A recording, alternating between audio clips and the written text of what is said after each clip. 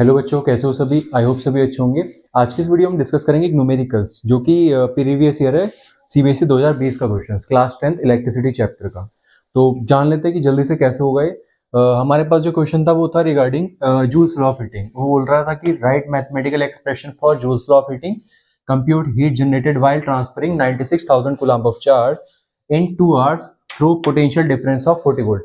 Listen everyone, अगर आप पहली बार इस वीडियो पे विजिट कर रहे हैं तो सब्सक्राइब जरूर कर देना, इस वीडियो को शेयर कर देना अपने क्लास 10th फॉलोअर्स को, जो भी आपके क्लासमेट्स हैं उन सभी में, ताकि वो सभी पढ़ाई का बेनिफिट ले पाए, क्योंकि प्रीवियस ईयर क्वेश्चन है तो हो सकता है ऐसा फिर से रिपीट हो जाए। First thing to be notice is that is Joule's law of heating. होता क्या है भाई, एक सिंपल सा फॉर्मूला याद रखना है, H equal to I square R T. बस यही हमारा जूल्स लॉ ऑफ हीटिंग का मैथमेटिकल एक्सप्रेशन है अगर बात की जाए तो। अब लिखना क्या है, लिखेंगे according to Joule's law of heating. ठीक है भाई, according to Joule's law of heating पहला स्टेटमेंट।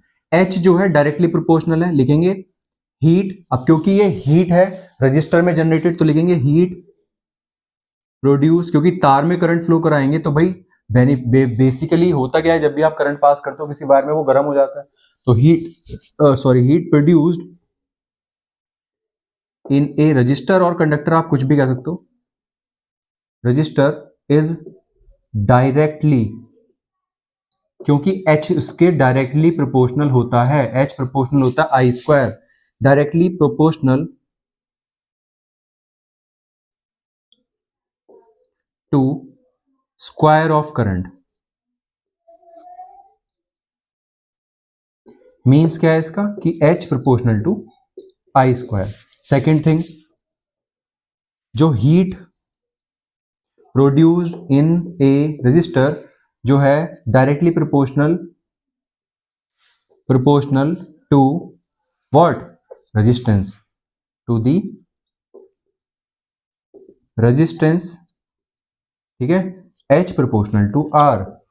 थर्ड थिंग जो हमारे पास है वो निकल के आती है T। अब ये T क्या है भाई, आप कितने टाइम तक उसमें हीट, अब इसको आप स्मॉल भी लिख सकते हो। ठीक है, आप कितने टाइम तक उसमें, अब इसको स्मॉल ही लिखो तो बेटर है, क्योंकि स्मॉल टी होता है हमारे पास टाइम। अब जितने टाइम तक आप किसी भी वायर में करंट फ्लो कराओगे बेसिकली वो उतना ही गर्म हो जाएगा, सिंपल सा कॉन्सेप्ट।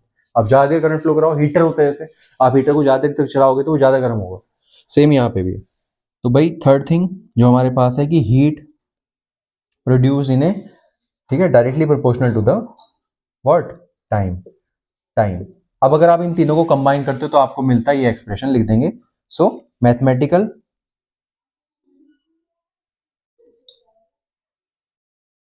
एक्सप्रेशन ये बन जाएगा हमारे पास H equal to I square R and time T.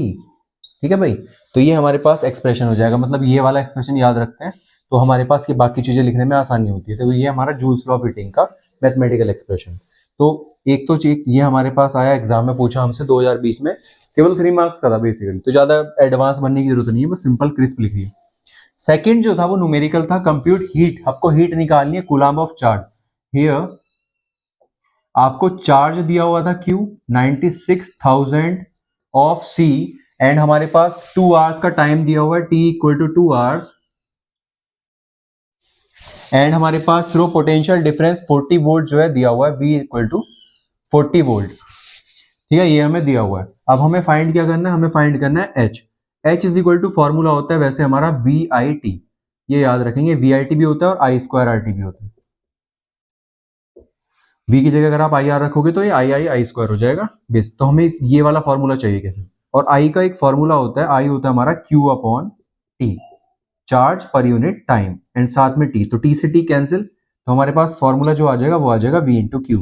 तो H की जो वैल्यू आएगी वो V कितना है मेरा 40 वोल्ट, और चार्ज कितना है मेरा 96,000 ऑफ कूलम्ब। बस इन दोनों को मल्टीप्लाई करेंगे, हमारा आंसर जो है हमें मिल जाएगा। ठीक है, इनको मल्टीप्लाई कर लेते हैं, 1 2 3 4, 4 तो 0 हो जाएंगे हमारे पास, 4 6 24, 2 कैरी फॉरवर्ड, 9 4 36 और 2 38।